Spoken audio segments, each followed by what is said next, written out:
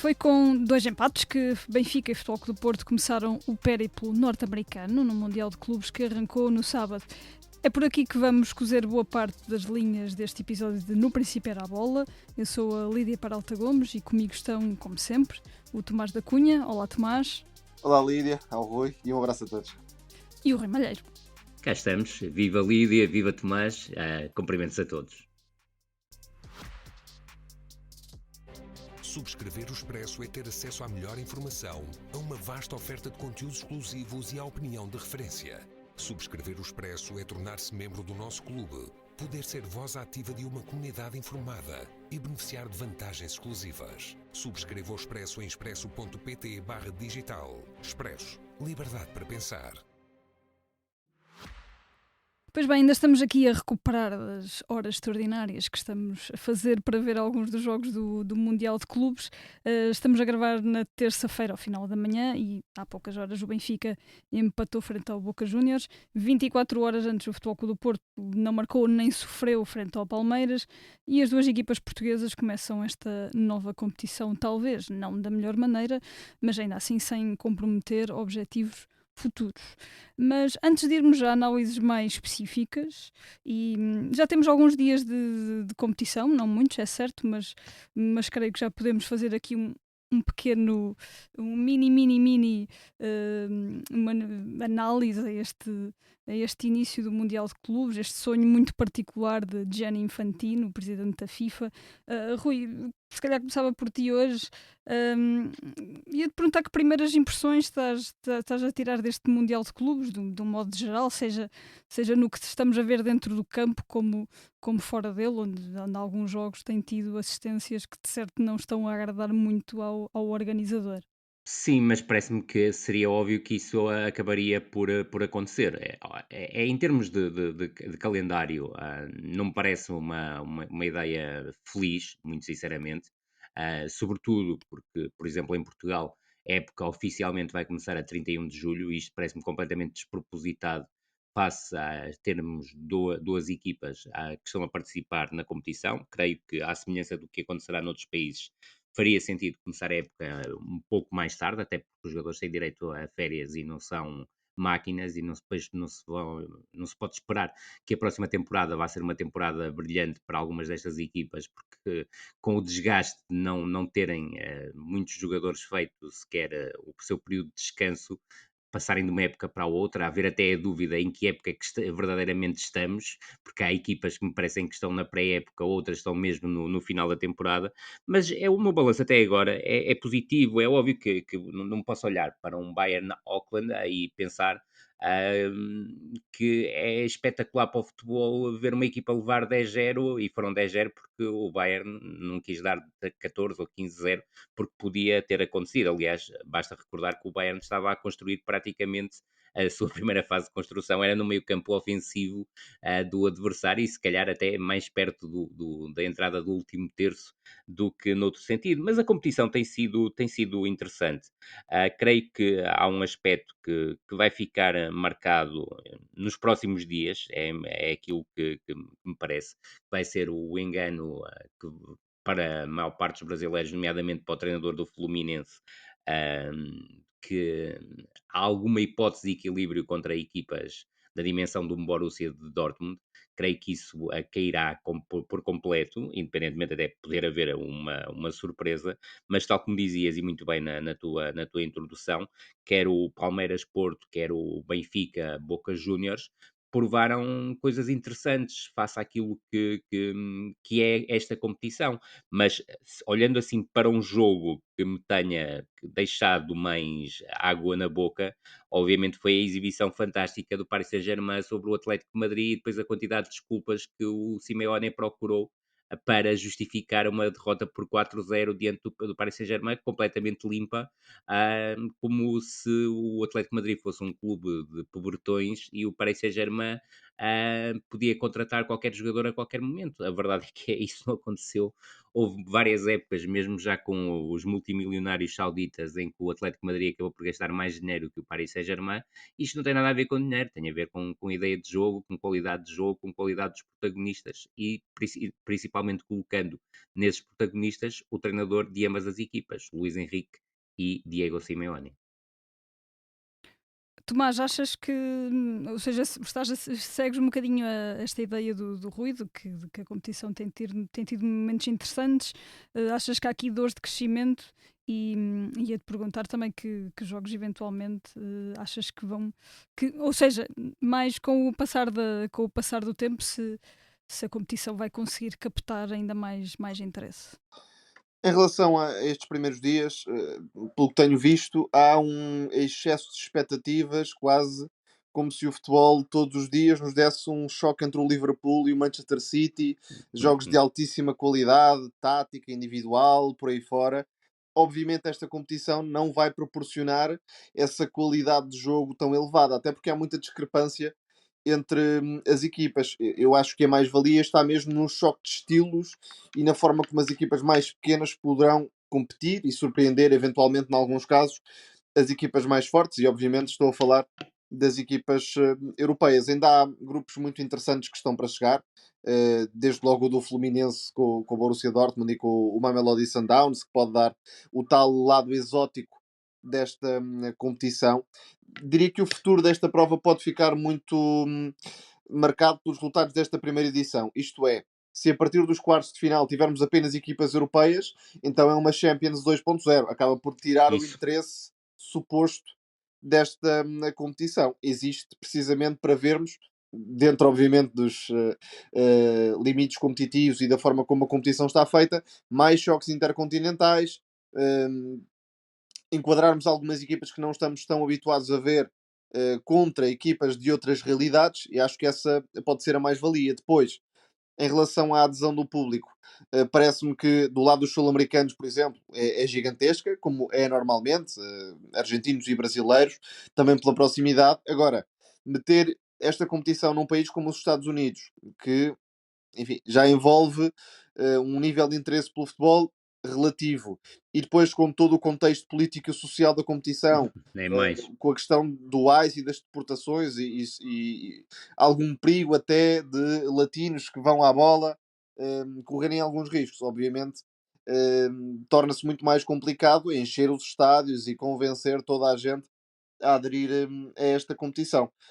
Mais uma vez, em relação ao Auckland City, percebo os argumentos de que não é bom, desportivamente falando, termos aqui um 10-0 ou coisa que o valha. Obviamente, o Auckland City não é uma boa equipa de futebol, mas também temos de ter alguma cautela para não embarcarmos nos argumentos da Superliga, quase, de excluirmos os pequenos e fazermos só uma competição Nunca. com os grandes.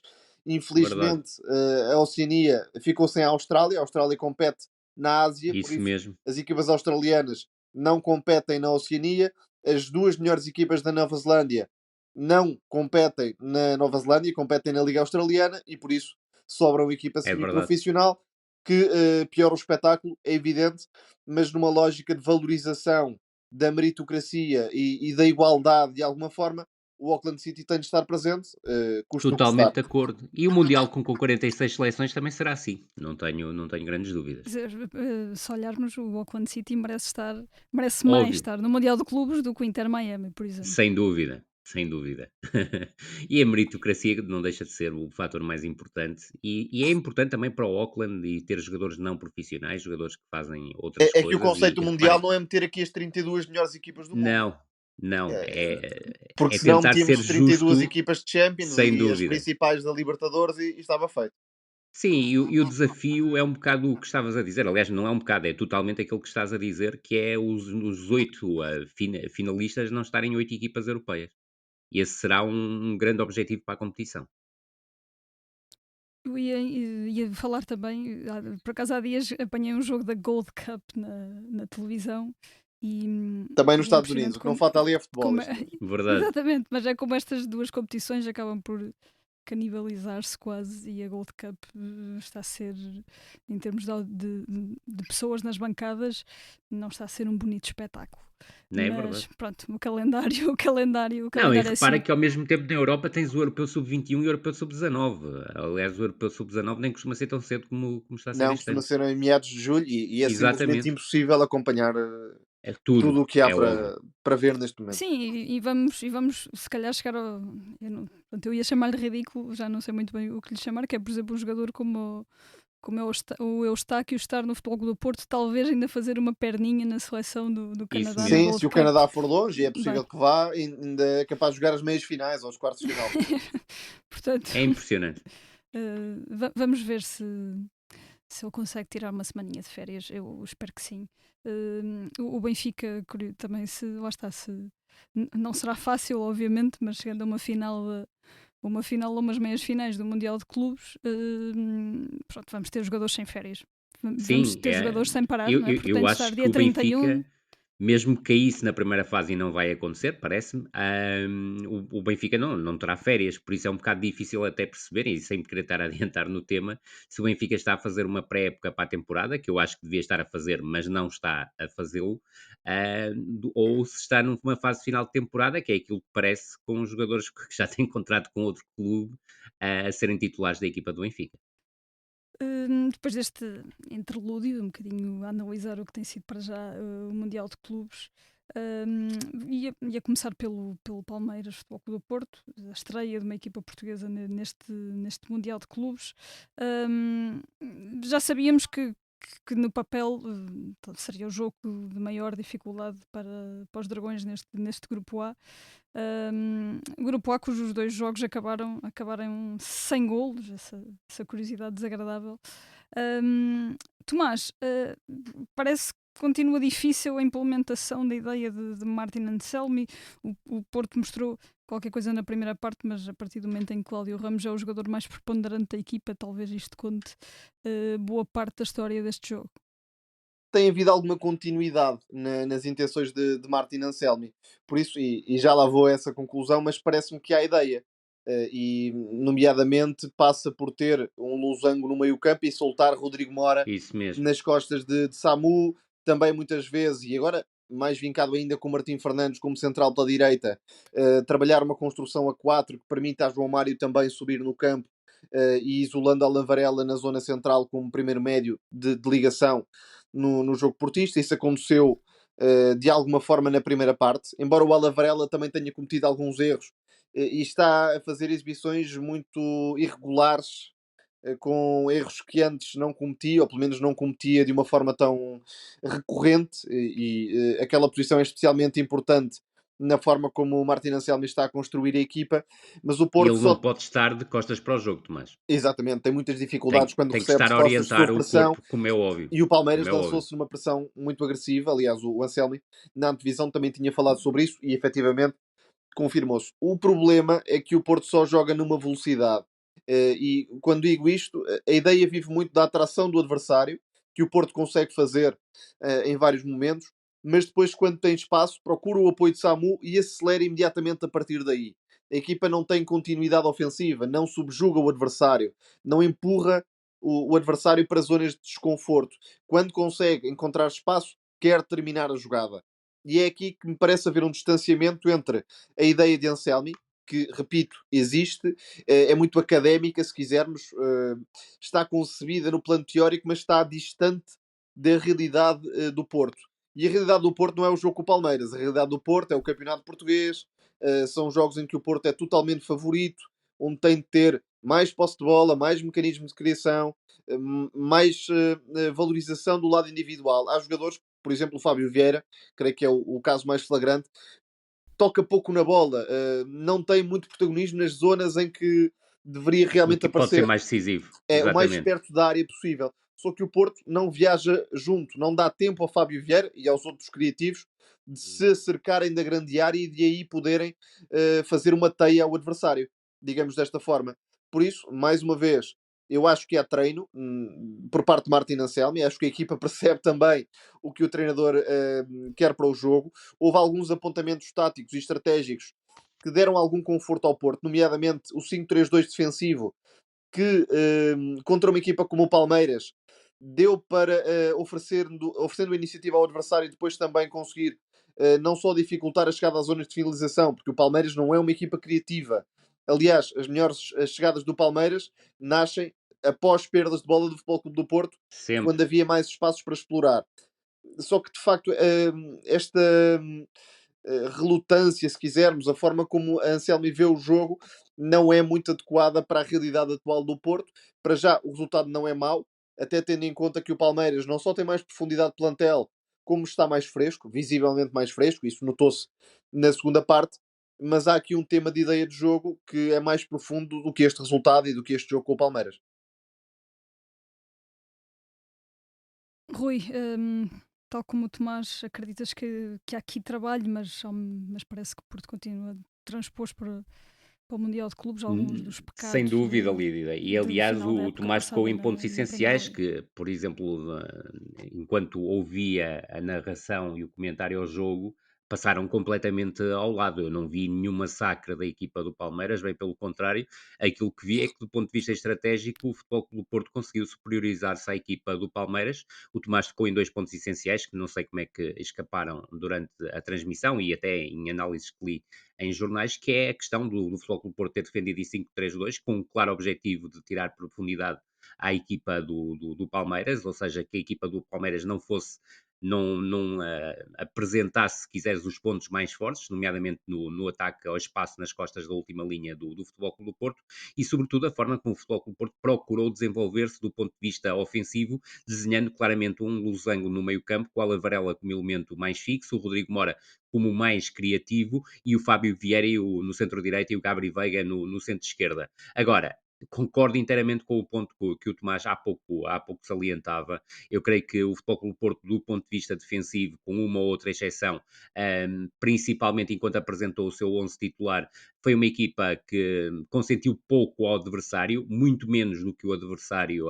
pretendia que fosse consentido, e aí viu-se a previsibilidade que a equipa do Palmeiras tem do ponto de vista ofensivo. Agora, faltou mais contundência do Futebol Clube do Porto em momento ofensivo, ou seja, as posses têm que ser muito mais largas, sobretudo com o quarteto de médios que a equipa do Futebol Clube do Porto tem, e não consegue fazê-lo. E deixa-me destacar, tal como o Tomás já deu aqui um cheirinho, eu creio que o jogador mais importante do Futebol Clube do Porto, obviamente, para além do Cláudio Ramos, tem aquela dupla defesa que ainda acaba numa terceira intervenção do Francisco Moura, mas que é a grande oportunidade do Palmeiras no decurso do jogo, salientar o papel do Samu. O Samu cresceu muito e sobretudo, sente-se isso agora, nomeadamente na forma como oferece apoios frontais e enquadra os médios em direção à baliza adversária e, sobretudo, pela agressividade que ele apresenta em momento ofensivo, Mesmo de frente para porque, o jogo, conseguiu algumas arrancadas, exatamente, com faltas conquistadas até.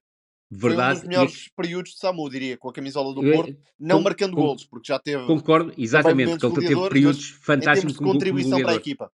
É verdade, e sobretudo aquele movimento que nós já tínhamos salientado aqui na fase final da temporada passada, que é aquele movimento que ele agora cada vez mais faz entre a esquerda e o meio, e mesmo com algumas lacunas do ponto de vista técnico, consegue ser um jogador claramente incisivo e que consegue chegar à zona de finalização e rematar mesmo de espaços muito, muito reduzidos. Não creio que tenha sido uma má apresentação do Futebol Clube do Porto, bem pelo contrário, não vi minimamente o massacre do Palmeiras, vi o Palmeiras até com algumas dificuldades do meu ponto de vista, pouco expectáveis no ponto de vista estratégico e de abordagem ao jogo. Agora, aquilo que vi é que o Futebol Clube do Porto, a partir do momento em que faz substituições, tem uma quebra profunda, e não foi uma quebra física, foi uma quebra claramente de qualidade da equipa do Futebol Clube do Porto. E do meu ponto de vista, e já falei aqui disso várias vezes durante a época, o Tomás também falou disso durante a temporada várias vezes, quando começas a subtrair os jogadores criativos, seja o Rodrigo Mora, seja o Fábio Vieira e até agora o Gabri Veiga, é óbvio que deixas de ter capacidade para ter bola e colocaste a jeito de poder sofrer uma E repara, derrota, mas Rui, a verdade isto é recorrente de há é meses a esta parte, não é que tenha sido sem uma dúvida, questão pontual por não. desgaste no Mundial. Já é algo que Anselmi costuma fazer na segunda parte dos jogos. Verdade, e não faz sentido que o faça, mas a verdade é que o Palmeiras também, em termos criativos, baseou-se a buscar cruzamentos para a área, que também com a entrada do Flaco Lopes para a referência ofensiva, e mostrou um déficit em termos criativos muito grande, e eu creio que o Palmeiras é isto, e quem pensa que o Palmeiras é muito mais do que isso está claramente, está redondamente enganado. Foi um jogo padrão do Palmeiras. Sim, exatamente. Seja na realidade interna e agora também com um choque intercontinental, a equipa estava mais fresca na meia hora final, isso pareceu evidente. Tem Sem jogadores dúvida. de qualidade inegável, como o Richard Rios. O Estevão nem fez o melhor dos jogos, mas ainda assim Não, é sempre um jogador particularmente perigoso. Mas a defesa do Porto esteve a um nível bastante alto e eu acho que isso também deve ser destacado, tendo em conta o historial recente.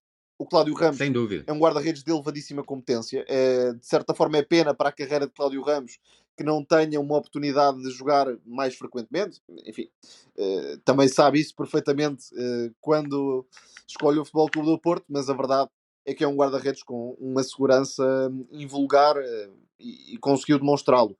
Depois, com o Zé Pedro, que acaba por ter uma exibição bastante sóbria, no registro mais ou menos normal, e o Marcano, que eu acho particularmente impressionante. Se Sem calhar está para dúvida. terminar a carreira daqui a um mês ou menos de um mês e continua não só a entregar-se, como a demonstrar muita concentração e um perfil de comando que foi faltando ao Porto durante a temporada. E agora perguntar-vos também se é pouco tempo, é apenas um jogo, mas o Futebol Clube do Porto traz para o Mundial de Clubes uma super contratação como a Gabri Veiga. Já foi possível ver aqui e ali o que é que Martin Anselmi procura para Gabri Veiga? Ele Pareceu procura claramente que ele seja o interior esquerdo deste losango do meio-campo. E reparem que o losango do meio-campo, e nós falamos aqui disso várias vezes durante a época, já estava a ser formatado com a presença até do próprio PP nesse losango. Agora, o Gabri Veiga vem de uma realidade competitiva completamente diferente, tem uma semana e meia ou 2 semanas de treino com estes novos colegas de equipa e não se pode esperar que seja aqui o elemento que vá ser claramente diferenciador. É um jogador que está a recuperar os seus melhores índices. Creio que eu vi muitas críticas à estreia do Gabri Veiga pelo Futebol Clube do Porto, mas parece-me que, sobretudo na primeira parte, foi um elemento que acabou por ser importante, até na teve forma bons como o Futebol Clube momentos do Porto e em pressionou. termos Exatamente, associativos vai dar mais exatamente, soluções do que o PP, sendo também um médio com capacidade de progressão e de óbvio. surpresa vindo desde trás.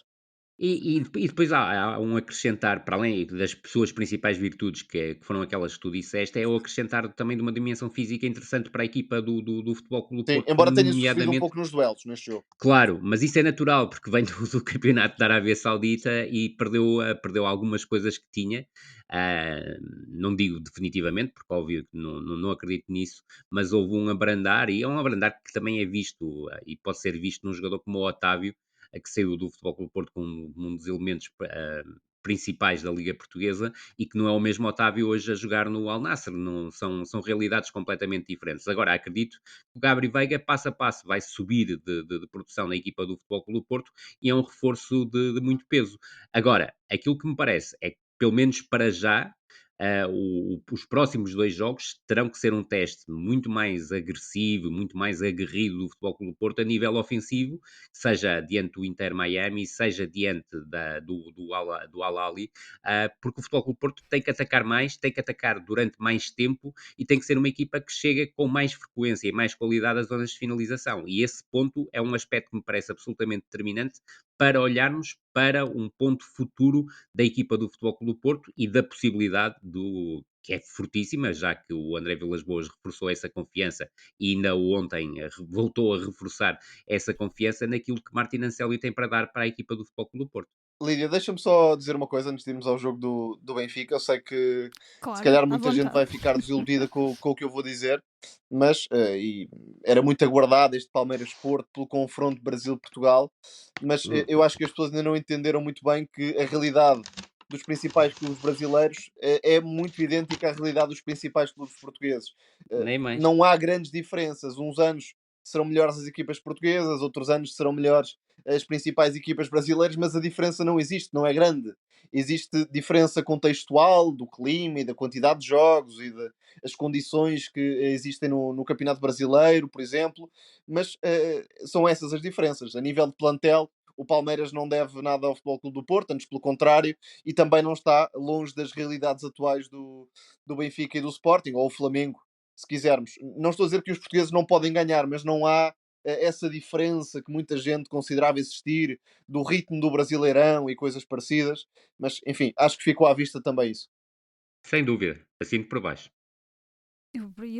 Tinha essa pergunta engatilhada para vos fazer mais tarde, que era se o que é que, o que é que estes dois jogos É giro para as dizem redes sobre. sociais, para quem Sim, exato. Dizem até sobre roçar ali um esta, bocadinho a esta. xenofobia dos dois lados, mas enfim, é o que é.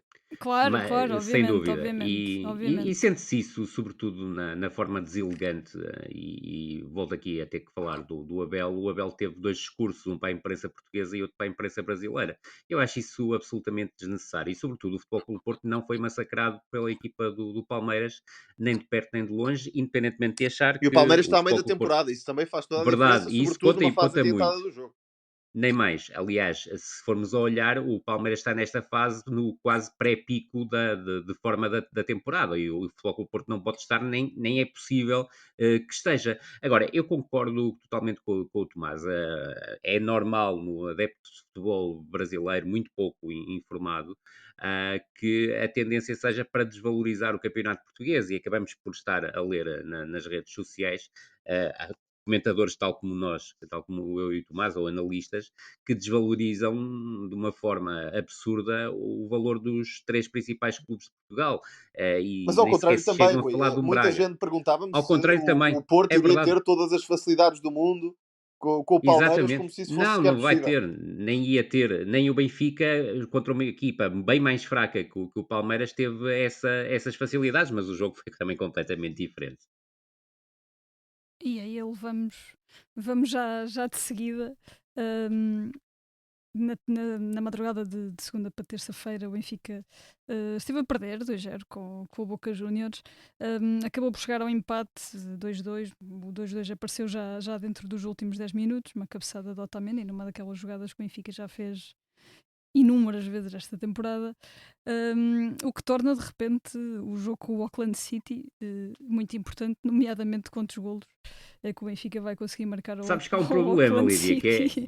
que é a questão da terceira jornada, porque a terceira jornada o Bayern seguramente já estará apurado e Exatamente. pode fazer uma rotação profunda e vai defrontar o Benfica, mas existe também exatamente o mesmo problema em relação ao O Auckland Boca City, pode já porque saber os gols necessários. Mas também exatamente, não é e para impossível, além, obviamente, que o Benfica consiga pontuar óbvio, contra o Bayern de Munique, antes pelo contrário. claro que sim, claro que sim. E esse ponto será o ponto decisivo, mas também admito que o Auckland, e tendo em conta até o facto de ter um plantel mais curto e mais limitado, porque houve vários jogadores que não viajaram, possa dar a oportunidade no último jogo, e é mais do que legítimo, a jogadores menos utilizados e jogadores que nem sequer estarão nos 14, 15 jogadores mais utilizados pela equipa. Não ficaria surpreendido. Rui, ia-te pedir para continuar. Houve aqui claramente uma insuficiência coletiva do Benfica, mas a sensação que fiquei deste jogo é que, entre as experimentações, como da lá direita, claramente não resultou, e o cansaço, o calor, tudo o que envolveu este jogo, o Benfica raramente conseguiu levar o jogo para os seus termos, deixando o Boca arrastar o duelo para uma espécie de arena de Taça Libertadores, com muita luta, muito exagero, E isso, muitas paragens, demasiado coração, não é? Tem coisas boas e verdade. tem coisas más, isto tudo Não, demasiado coração. é, É logo impressionante que o árbitro na primeira parte tenha dado e bem 8 minutos de compensação, mas é um disparate total dar 5 minutos de compensação Epá, na segunda parte, quando se. deviam ter sido para aí 15. Aí 15 Sim, eu minutos, diria 10, não eras 12 Estava no cada mesmo com mínimo, lance. quer calor o dizer. árbitro, é a única explicação. Exatamente, estava com pressa em acabar o jogo. Aquilo que me parece, em termos de resumo geral do jogo, é que o Benfica desperdiçou uma oportunidade óbvia de poder ganhar o jogo à equipa do Boca Juniors, mesmo pós-intervalo, ou seja, na consumação da reviravolta, tem 20 minutos iniciais interessantes, não fantásticos, porque o Benfica basicamente atacava pelo corredor esquerdo e procurava ligações em que o Carreras era absolutamente determinante, mas também que o Renato chegou a aparecer e também o próprio Bruma, mas o corredor direito do Benfica foi uma avenida, quer dizer, o Dal não conseguiu estabelecer uma única combinação com o Di Maria foge sempre para o espaço interior e mesmo o Washington, quando abriu no corredor direito, antes de ser lateral, não conseguiu produzir nenhum desequilíbrio. Além Portanto, o do Benfica acabou descrédito por que ser oferece a jogadores como Tiago Gouveia e Leandro Santos, e não estou a óbvio. dizer que tinham necessariamente de ser Não, titulares e fazer aquilo, uma boa exibição, até poderiam não fazer, mas sem dúvida, seriam Tomás, escolhas mas muito mais naturais.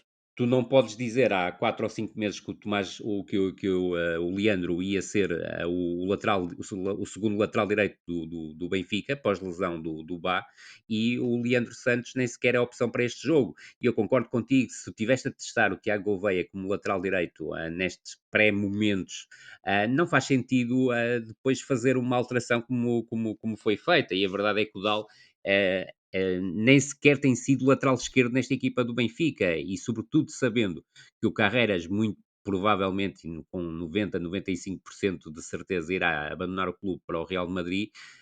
Eu creio que o Benfica entra aqui num dilema, porque a questão é que isto não é um torneio de final de época para o Benfica, é um torneio de início de época, mas é difícil perceber que seja um torneio de início de época, porque o Benfica não apresenta nenhum reforço para esta competição e continua a experimentar o Dal como lateral direito quando não faz sentido que o faça, e tal como o Tomás disse e muito bem, havia o Tiago Gouveia e o próprio Leandro para serem opções.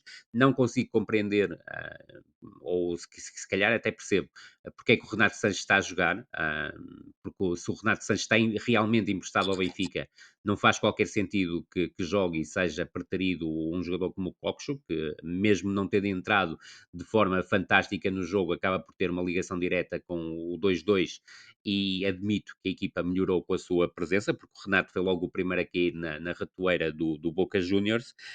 E depois há a questão, obviamente, de Di Maria. Eu percebo que haja a questão de respeito pelo jogador, tudo aquilo que o envolve, mas e tudo aquilo que fez pelo Benfica, mas esta busca do último tango do Di Maria pelo Benfica não faz qualquer sentido, porque o Di Maria não vai ser ele jogador do Benfica, já é jogador de outro clube, esse clube, Rosário Central, já vende camisolas de Di Maria, E isto é neste momento tudo não muito oferece a confuso. qualidade suficiente. Esse Não, deveria ser até o tema principal. É que Di sem Maria dúvida. marcou de penalti, é verdade, tem lá uma variação de flanco para o Bruma, numa jogada em que até estava fora de jogo, mas pouco mais. Exatamente. Vive de tentativas constantes, de passos longos e de eh, ações criativas que não E é terminam verdade, em benefício para a equipa. É verdade, e condiciona muitas vezes o jogo ofensivo do Benfica. Nós já falamos disso quando o Di Maria era um jogador claramente desequilibrador e foi, por exemplo, na primeira metade da temporada, mas na segunda metade da temporada já não o conseguiu ser, falhou vários jogos, mas nos jogos em que esteve acabou por condicionar a forma como o Benfica ataca e com várias más tomadas de decisão.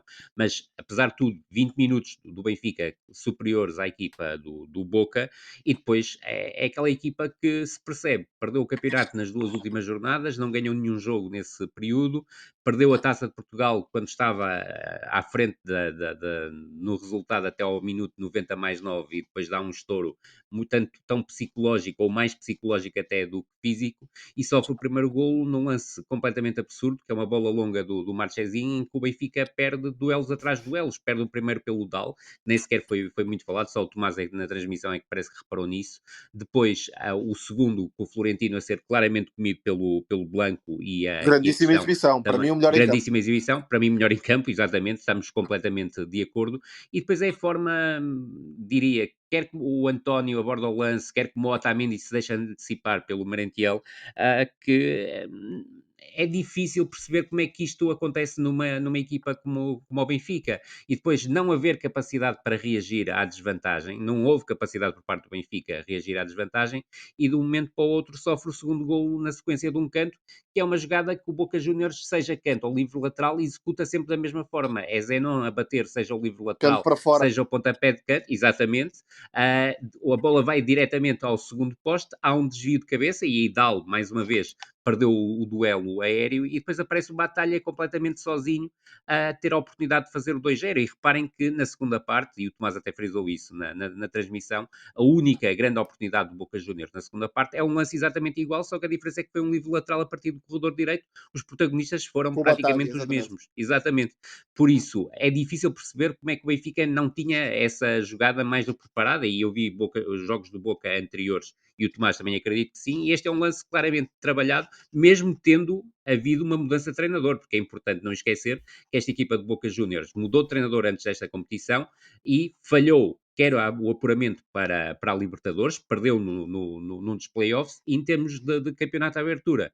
Esta primeiro semestre, se quisermos, de 2025 do Campeonato Argentino, para quem não está tão dentro daquilo que é a competição na Argentina, esta equipa caiu nos quartos de final. Portanto, não faz sentido que o Benfica, após o 1-0 e depois, ainda por cima, depois do 2-0, entre numa depressão profunda e não seja capaz de ligar qualquer lance. Aliás, o Benfica depois só chega à baliza adversária praticamente aos 43 minutos, e foi através de um livre, para depois conseguir, e do meu ponto de vista, sem qualquer dúvida, reduzir o marcador para o 1-2 através de uma grande penalidade, que foi um disparate completo do jogador do Boca Juniors, a derrubar o Otamendi ao primeiro poste e o Di Maria a colocar o Benfica aí a perder por 1-2. Aquilo que se esperava da segunda parte é que o Benfica fosse capaz de dar a reviravolta no marcador, mas começou-se a perceber desde cedo que iria ser muito difícil acontecer, e por dois motivos. O primeiro é que Bruno Lage insiste em fazer esta alteração para 4-4-2 com o Belotti a jogar junto com o Pavlidis. É que Nós nem aqui sequer durante a combinam entre temporada, si, são jogadores que nada, passam completamente ao minimamente. lado do E, depois, jogo e e o mais, jogo Aliás, nem sequer são fortes na resposta a cruzamentos. Se fosse o não, e Arthur o que eu, Cabral a entrar, até exatamente, conseguiria perceber. Arthur Cabral já não está, verdade, entenda-se, mas já não está, se é fosse verdade. noutro Para quem não cenário o sabe, Arthur Cabral, até poderia dar é de facto essa verdade. presença na área. Agora, são dois avançados que não são especialmente fortes na resposta a Não são, cruzamentos e depois não têm complementaridade para se dividir segundo avançado, movimentos de ruptura, e acaba por ser evidente que o Benfica nenhuma. ficou a perder. Claro que eu sim. iria dizer que o Benfica jogou melhor com 10.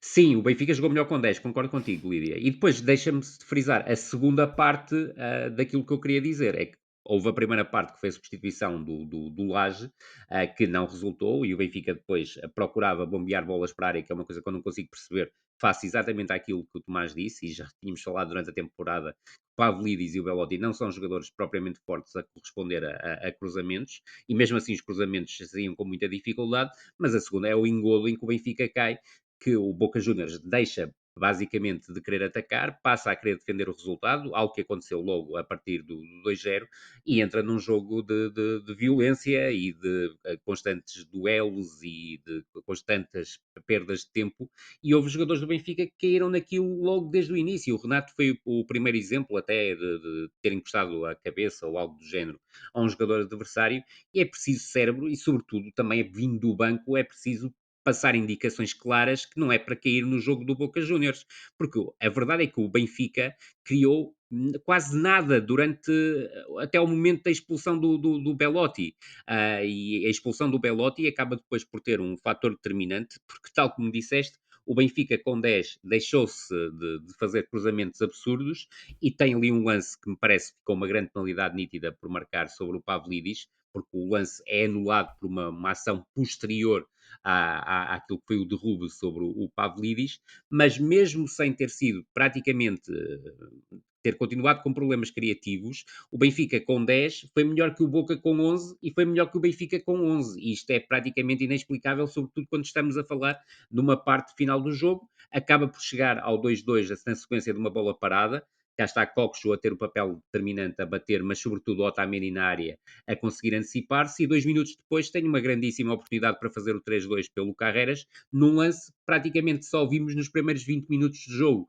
E isto é difícil de explicar, é como é que o Benfica cai numa ratoeira criada pelo Boca Juniors, e a verdade é que o Boca Juniors tem uma equipa muito limitada, que vem ao encontro daquilo que tem sido os últimos tempos da equipa do Boca Juniors, mas salientando a época de 2025, foi claro que isso aconteceu com o Boca Juniors, quer na pré-Libertadores, quer no Campeonato de Abertura, e a verdade é que o Benfica não só aqui aproveitar uma oportunidade de ouro para conseguir arrumar o grupo a seu favor, porque se vencesse o Boca Juniors, obviamente passaria à próxima fase de forma absolutamente garantida. Um aspecto positivo é a capacidade que o Benfica teve para construir, se quiseres, passarmos do 2-0 para o 2-2, mas não deixa de ser curto face àquilo que foi o futebol visto, mas sobretudo um aspecto que me parece essencial é que mesmo do ponto de vista físico, o Benfica acabou o jogo mesmo com 10 jogadores por cima do Boca, enquanto o Boca teve 11, e veja só o despropósito da equipa do Boca de ter um jogador expulso por uma entrada absolutamente inenarrável sobre Florentino,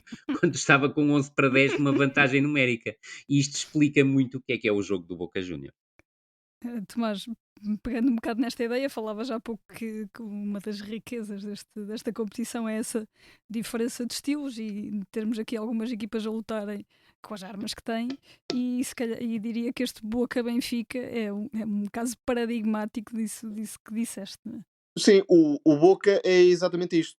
Não foi um jogo especial nesse sentido. Nada. Aliás, esta forma de encarar o jogo e os duelos, e perdoe-me a expressão com muitos huevos, e é uma expressão também É? muito argentina, explica precisamente e perfeitamente a forma como o Boca foi perdendo qualidade ao longo dos anos, desperdiça Isso talento mesmo.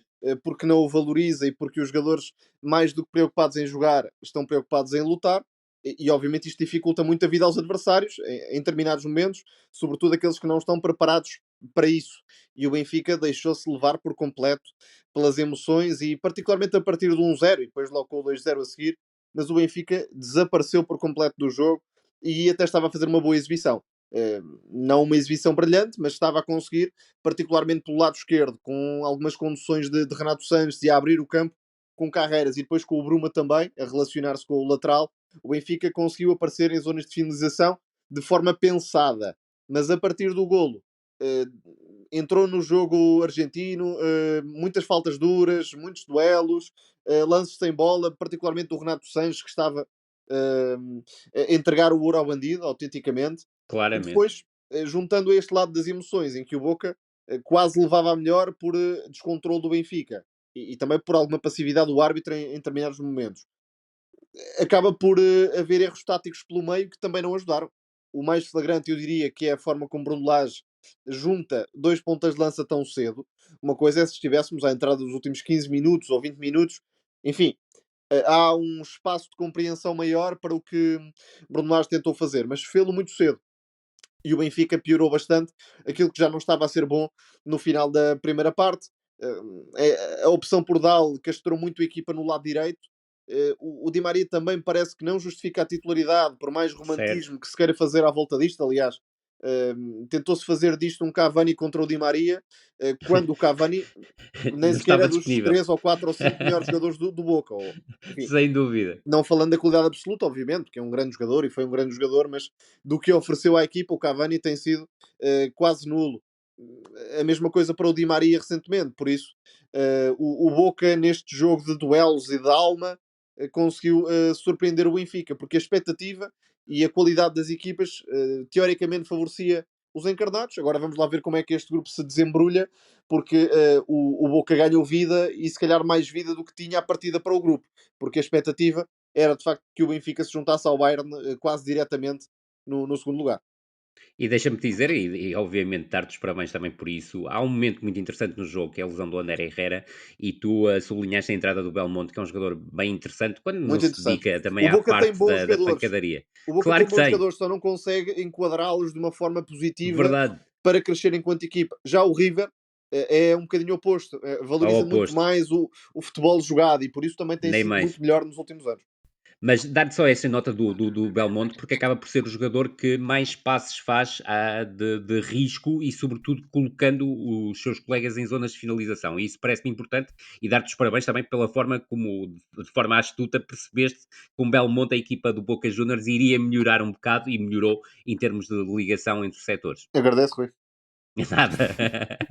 E para além de destacar isso, e o Tomás até eu creio que disse isso na transmissão de ontem, que é a questão do Ander Herrera está a viver uma experiência ao serviço do Boca Juniors, porque já muito pouco Sim, mas acrescenta pelo que em li, termos de futebol. o Miguel Angel Russo ficou até chateado com o jogador porque já tinha algum tipo de desconforto Sim, e exatamente. não revelou exatamente e depois acabou por queimar uma substituição logo a abrir. E que depois também o impediu de fazer substituições no decurso da segunda parte, até sobretudo no último quarto de hora, porque esgotou as substituições, e corrige-me se eu estiver enganado, mas por volta dos 65 minutos, por causa exatamente dessa substituição do Ander Herrera. O Mundial de Clubes naturalmente tirou-nos aqui boa parte do nosso podcast, mas não vamos também esquecer que Portugal está no Europeu Sub-21. Como eu já referi no início, estamos a gravar terça-feira ao final da manhã e, portanto, daqui a pouco a Seleção Nacional Sub-21 joga com a Geórgia. e basta um empate para seguir em frente, neste caso para os quartos de final da competição. Um, Rui, com todas estas condicionantes, porque Verdade. muitos dos nossos ouvintes provavelmente vão estar a ouvir isto já sabendo o que é que Não, se vai passar. mas não deixa de ser interessante falarmos, Lídia. Não deixa de ser Penso interessante que sim, falarmos, até sem dúvida. porque acho que o último jogo, principalmente, embora o jogo com a França também tenha tido pontos interessantes, pelo menos para Verdade. mim, eu estava com zero expectativas e aumentou um bocadinho as minhas expectativas para esta E faz seleção. sentido. Se calhar o Pedro Proença é que não vai gostar tanto deste elevar de expectativas da seleção sub-21 para esta competição. Mas olhando até para o jogo, e muitos dos nossos ouvintes vão já saber aquilo que nós estamos a dizer depois de verem o jogo, e podem depois dizer aquilo que quiserem, obviamente, dos nossos comentários. Mas este jogo com a Geórgia é um jogo perigoso, ou seja, esta Geórgia não aparece aqui por acaso.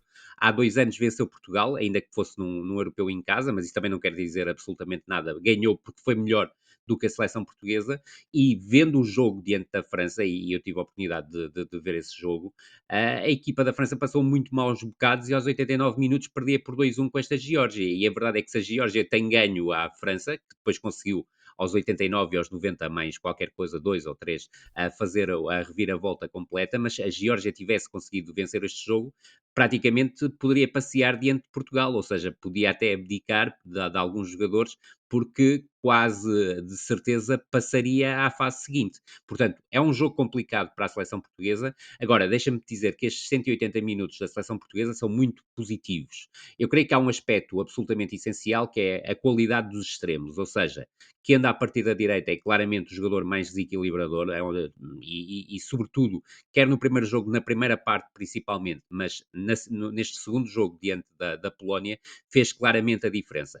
Portugal tem o outro problema, que é o desequilibrador do lado contrário. É que o Roger sente-se muito mais confortável a jogar a partir da direita, até para visar zonas de finalização, mas houve uma diferença do primeiro para o segundo jogo. É que o Roger estava diante da França muito desenquadrado daquilo que era necessário, mas percebeu no segundo jogo que, não podendo finalizar, com o pé esquerdo pode assistir bem zonas de finalização, e foi isso que aconteceu. Do jogo contra a França, sublinhar um aspecto que me parece importante. Portugal, na primeira parte, jogou igual a si próprio, sem medo de ter bola, a arriscar combinações, a ligar o jogo de forma absolutamente fluida, muito bom trabalho no meio campo. O Diogo Nascimento e o Mateus Fernandes estiveram num plano, sem dúvida, de destaque nessa capacidade que Portugal teve para ter bola, e a verdade é que Portugal chega à zona de finalização 4 ou 5 vezes e podia ter aproveitado muito melhor. Não vou dizer que o Tiago Tomás tem um problema claro a nível da finalização, não acho que seja só isso, porque muitas das oportunidades também são criadas pela agressividade que ele impõe, na forma como pressiona, na forma como luta pelos lances, na forma como também procura dar espaço para que os médios, e neste caso o Paulo Bernardo, surja em zona de finalização, onde também foi manifestamente infeliz. Diante da Polónia, vimos aquilo que de melhor esta seleção tem. Houve capacidade do Rui Jorge perceber que esta competição é curta e é necessário fazer alguma rotação. Foi feita. Já no jogo diante da França, ele substitui o Kenda e o Roger cedo na partida, a pensar claramente na capacidade de decisão que estes dois jogadores teriam diante da Polónia, mas, sobretudo, eu creio que Portugal não deve repetir aquilo que fez na segunda parte diante da França, que é manifestamente concentrar-se naquilo que é a organização defensiva e depois procurar um jogo mais direto, que não é o jogo desta seleção. Portugal, mesmo que tenha que cair numa fase posterior da competição, e porque acredito que Portugal não vai perder hoje diante da Geórgia, até acredito que Portugal vai ganhar diante da Geórgia, mas vai ter muitas dificuldades, porque é uma Geórgia que tem vários jogadores que já são titulares da seleção principal, e o Sabonov, por exemplo, que foi um jogador que esteve em destaque diante da França, é um jogador forte em momento defensivo, é defesa central, obviamente também deveria e teria que o ser, mas também é um jogador muito perigoso sempre que surge ofensivamente, principalmente na sequência de lances de bola parada. Mas a verdade é que, se Portugal mantiver a forma de jogar que evidenciou diante da Polónia, ou seja, não ter medo de ser protagonista, não ter medo de ter bola, estabelecer combinações para chegar à zona de finalização, tem toda a capacidade para derrubar a Geórgia, e espero que depois, na fase do mata-mata, a partir dos quartos de final, Portugal mantenha essa postura. E a verdade é que já sabemos que Portugal, se não conseguir o primeiro lugar, se ficar em segundo, vai defrontar a Dinamarca. E esta Dinamarca é uma seleção especial, até pela capacidade que teve para produzir 2 reviravoltas diante dos principais adversários, que era, no caso, os Países Baixos, que estão neste momento numa situação aflitiva e a precisarem de ganhar a Ucrânia para seguirem em frente em segundo lugar no grupo, e será mais ou menos por aí, entre a Ucrânia e os Países Baixos, que nós estamos à espera de encontrar o próximo adversário da seleção nacional. Tomás, temos aqui um destaque individual para Kenda, obviamente, mas a seleção mostrou também alguns argumentos, bastantes argumentos coletivos. Surpreendeu-te de alguma maneira estes 2 jogos da seleção sub-21? Não me surpreendeu, embora seja justo dizer que não é uma seleção que esteja na máxima força, nem pouco mais ou Não, menos. nem pouco mais Isso ou menos. é de destacar porque, apesar de tudo e de não haver tantos nomes potencialmente de seleção A como noutras gerações, na minha opinião, ainda assim há boa qualidade individual de um modo geral e os jogadores que estão a aproveitar esta competição.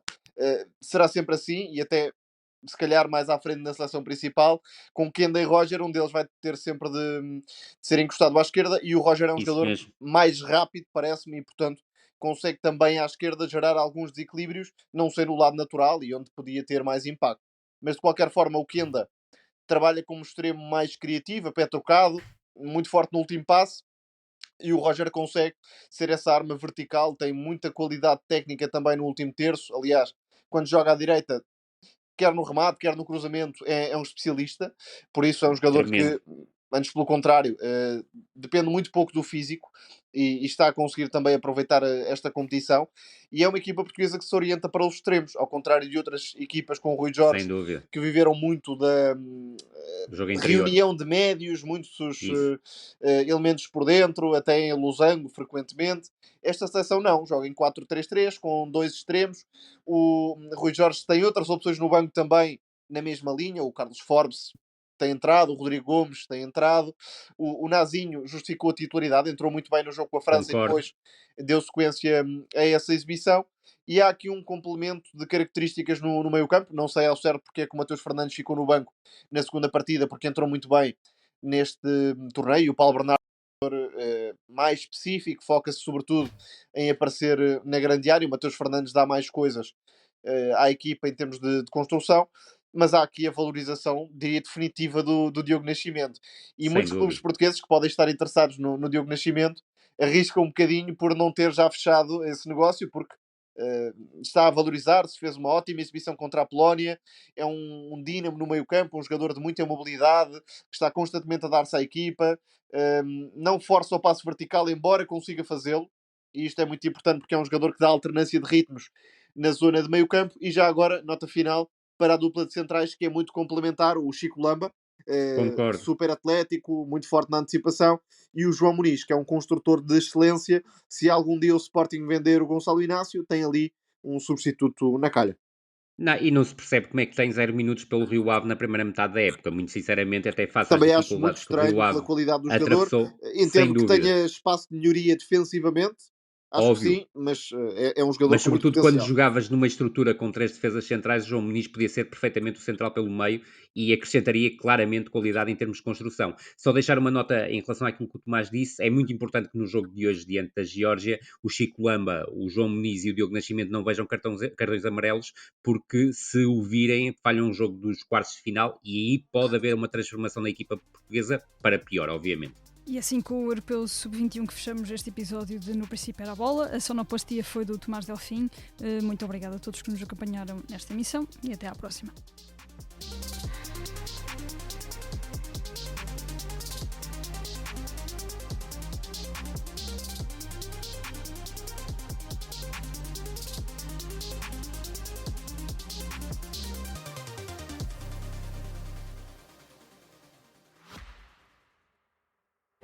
Subscrever o Expresso é ter acesso à melhor informação, a uma vasta oferta de conteúdos exclusivos e à opinião de referência.